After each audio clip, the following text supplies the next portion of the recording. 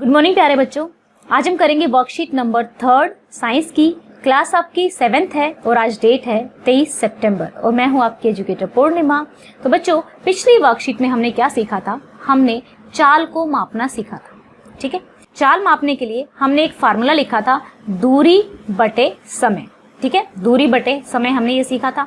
अब देखिए, जो सोनिया है, एक स्कूल पिकनिक के लिए जाते समय सोनिया ने बस द्वारा तय की गई दूरी पर ध्यान देने का फैसला किया, परंतु वह नहीं जानती थी कि इसकी गणना कैसे की जाए, यानी कि इसको कैलकुलेट किया जाए।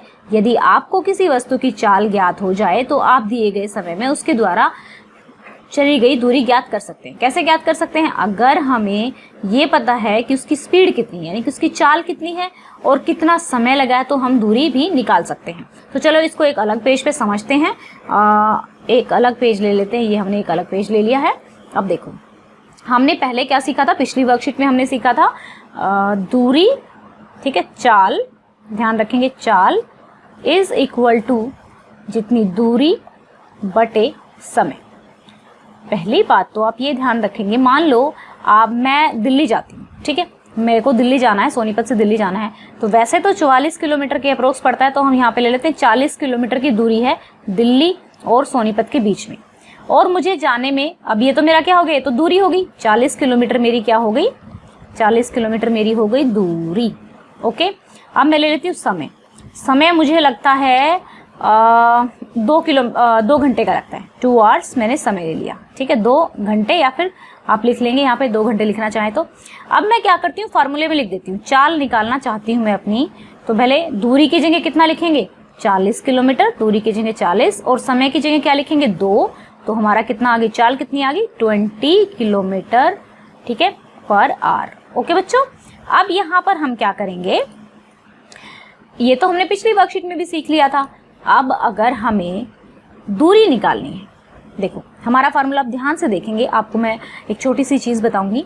क्या थी, यहाँ पे ही देख लेते हैं, ऊपर ही फार्मूले में। ये देखिए यहाँ पे क्या है, आपको पता है कि ऐसे मल्टीप्लाई हो जाता है, तो चाल गुणा समय हो जाएगा दूरी के बराबर। चाल गुणा समय हो जाएगा दूरी के बराबर। अब ये देखिए हम क्या करते हैं, यहाँ पे मैं लिख देती हूँ, अगर हमें चाल दी हुई है, ठीक है, और हमें समय दिया हुआ है, यानी कि कितना समय लगा, तो हम क्या निकाल सकते हैं, दूरी निकाल सकते हैं। ये हमारा दूसरा फार्मूला होगा जो कि आपको याद करना है।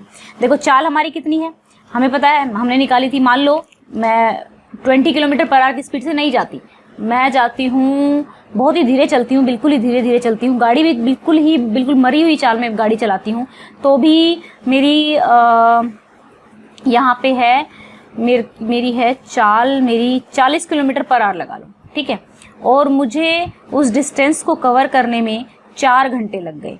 ठीक है, उस डिस्टेंस को कवर करने में मुझे 4 घंटे लग जाते हैं। ठीक है, इस चाल से मैं चलती हूँ और 4 घंटे मेरे को उसको वहाँ पर पहुँचने में लगते हैं, तो मेरा डिस्टेंस कितना हो जाएगा, दूरी हो जाएगी मेरी 160 किलोमीटर। ठीक है, ये मैंने दूरी निकाल ली। ठीक है, अब ये भी हमारा हो गया। अब आप तीसरा फार्मूला देखेंगे। देखिए तीसरे फार्मूले में क्या करेंगे, आप भी यह ज्ञात कर सकते हैं कि दी गई चाल से चलने वाली कोई वस्तु किसी दूरी को कितने समय में तय करेगी। अभी तक तो हमने क्या निकाला, दूरी इज इक्वल टू चाल इंटू समय निकाल लिया। अब हम समय निकालेंगे, यानी कि अगर आप लोग कंफ्यूज हो रहे हैं तो मुझे बताएंगे। देखो, अगर हमें दूरी भी दी हुई है, ठीक है, दूरी है 40, ओके, और आपको चाल भी दी हुई है। चाल है मेरी मेरी चाल है 20, ठीक है, दूरी मेरी 160 ले लेते हैं, नहीं तो आप कंफ्यूज हो जाओगे ऊपर वाले क्वेश्चन की तरह। दूरी मेरी 160 ले लेते हैं और चाल ले लेते हैं 20 किलोमीटर पर आवर, राइट। अब मेरे को निकालना है समय। समय निकालने के लिए आप क्या करेंगे, दूरी बटे चाल। ठीक है, दूरी मेरी कितनी है 160 और मेरी चाल कितनी है 20, तो ये कट जाएगा मेरी 8। तो मुझे कितना समय लगा, मुझे लगा 8 आवर्स, यानी कि मुझे 8 घंटे लगे 160 किलोमीटर की दूरी को कवर करने के लिए। अब देखो एक और चीज़ आपको समझाती हूँ। मान लो मैं अपनी स्पीड बढ़ा देती, ठीक है, मैं एरोप्लेन से जाती, 160 किलोमीटर की दूरी तय करनी है, बट मान लेते हैं कि मैं एरोप्लेन से जा रही हूँ, तो स्पीड कितनी हो जाएगी? मैं यहाँ पर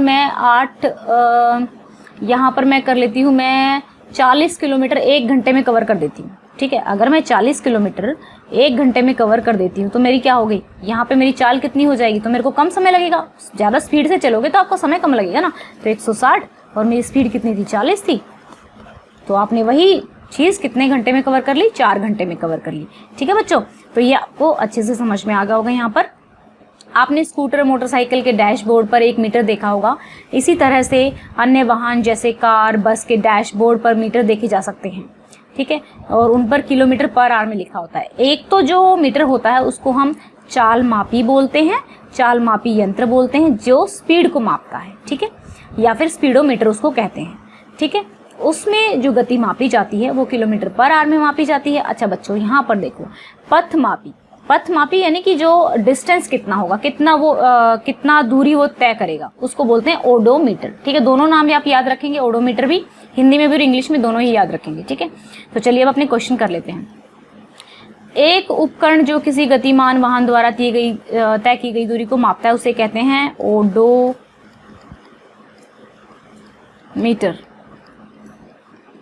चाल मापी यंत्र किसी गतिमान वाहन की गति को किसमें मापता है, किलोमीटर पर आवर में। अच्छा बच्चों, वाहन द्वारा तय की गई दूरी का क्या होता है, दूरी इज इक्वल टू समय, चाल गुणा समय, और समय का फार्मूला क्या होता है, दूरी बटे यहाँ पे आ जाएगा चाल, ठीक है। ये हमारे आंसर्स हो गए। आई होप आपको अच्छे से वर्कशीट समझ में आ गई होगी। अगर कोई प्रॉब्लम है या फिर कोई डाउट है, कुछ चीज़ अच्छे से नहीं समझ में आ रही है, तो आप मुझे कमेंट करके बताएंगे। और अगर आप हमारे साथ जुड़ना चाहते हैं तो चैनल को सब्सक्राइब कर सकते हैं। Thank you, have a nice day, be God bless you.